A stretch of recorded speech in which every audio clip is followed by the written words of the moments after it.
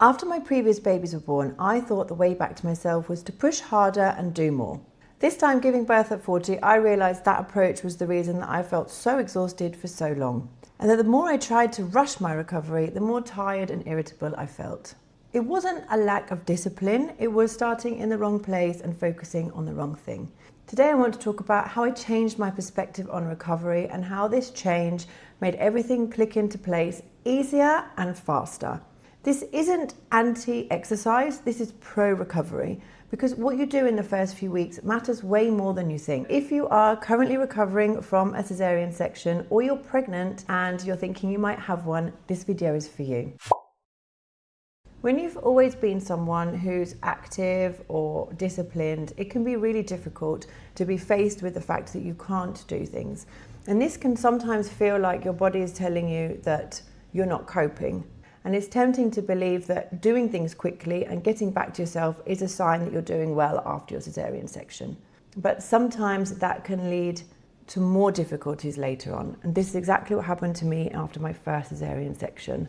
You might not feel so much pain. You might think that the rule that they give you in hospital of waiting 6 to 8 weeks before you consult with your doctor and then check whether you can start exercise is too overcautious. You might convince yourself that some gentle core work can't possibly hurt anything, and you override what you intellectually know because emotionally you feel like you should be doing something. I was working as a gynecologist in the hospital. It was literally my job to tell patients, to tell women that they had to wait 6 to 8 weeks, that there was lots of layers to heal. I was doing these operations. I knew that we were damaging muscle. I knew that there was a lot of repair to be done. And yet when I was 2 weeks post cesarean section for the first time, I felt fine. I had no pain. I was not taking any painkillers. And so I decided to do some gentle exercise, as I called it.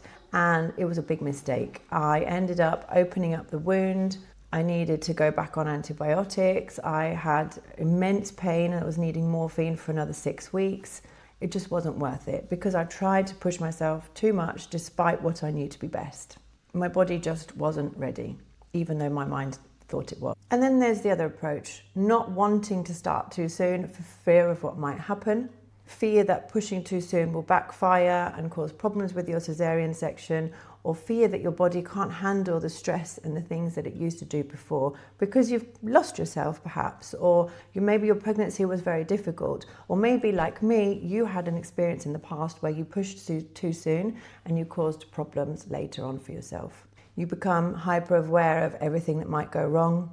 Every little twinge or unusual pain that you feel feels like a warning sign, and you're worried that you've done damage or that you're going to have some complication and end up needing to go back to hospital or spend time away from your baby or have to go to the GP again, which I don't like. I know that probably most people don't like that. And then months pass and you start to feel disconnected from your body, and it's almost getting over that hurdle of starting becomes the main problem because you've left it so long. After my second cesarean section, this is exactly what happened to me. I became so scared of repeating the mistakes from the first one that I waited 9 months before I started exercising again. And although at that point I was really ready to start exercising, the actual initiation of it became a big thing in itself because I'd waited so long, and then I felt like I had missed time and I wanted to catch up. So I felt that I needed to push myself more than I did. And I think there was a sweet spot that I missed. And that's what I'm going to talk about today, because I feel like this third cesarean section is the one where I've really nailed it. And this whole perspective change of the way to focus on recovery after cesarean section has really helped me. So by the time I fell pregnant for the third time, it was just after my 40th birthday, and I was feeling the best that I had done for years. I was exercising regularly, I was eating well, I was in really good shape. And then I had the most difficult pregnancy that I had so far, and also the most difficult delivery, despite it being a planned cesarean section. And I realised that strength and energy alone won't protect you from the complications and the difficulties after cesarean section, because this is exactly what happened to me. The truth is that a third cesarean section means more complexity, more scar tissue, more risks. I had a large hemorrhage. It was also quite traumatic emotionally for me. And this meant that my baseline capacity after I delivered was much lower than it was in the previous 2 cesarean sections. So I knew this wasn't going to just be about when to start and my willpower, but about listening to my body and tailoring things for me at that moment in time, rather than just taking into context what happened before or the advice I used to give. This was about making sure that I was recovering properly in the right sequence. And then there was the other thing that happened with this being my third cesarean section, because you might assume that anemia after a hemorrhage and recovering from a difficult third cesarean section would be the most difficult part.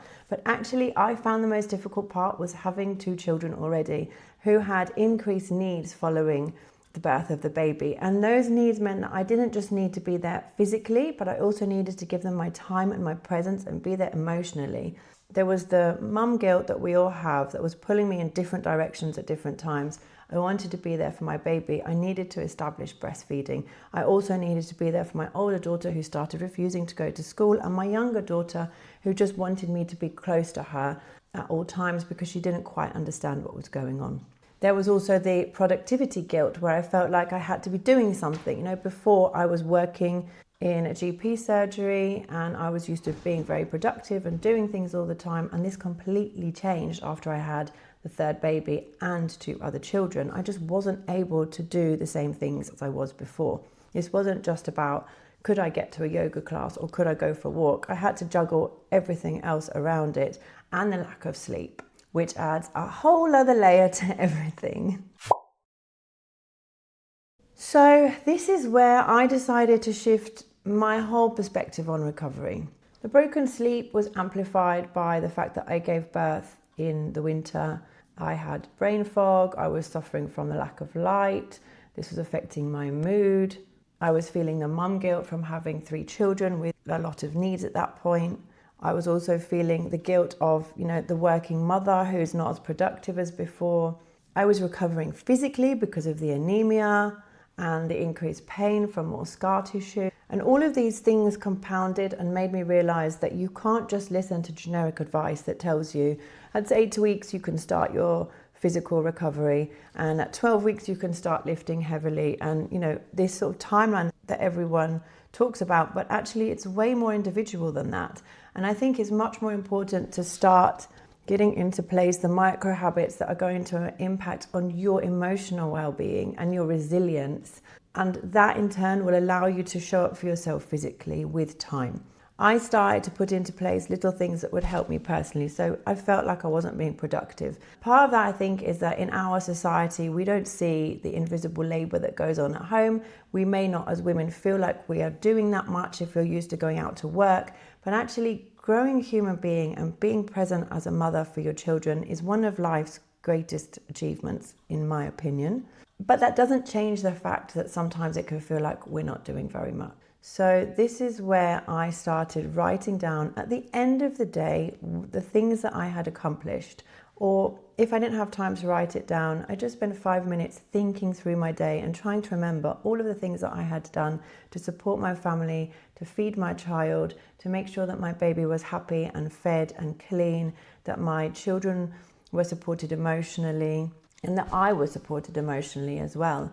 It was about remembering the small things that I had done, and that helped me regain some sense of myself, and also realize that I wasn't being unproductive. I was probably being more productive than ever.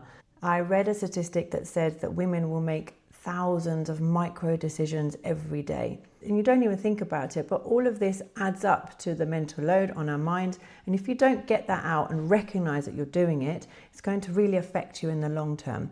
And honestly, this is something that saved me mental health wise this time. It was just acknowledging all of the things that I am doing rather than beating myself up about the things that I'm not doing. It's a small, tiny habit that will compound in the long term to support your mental health and well-being.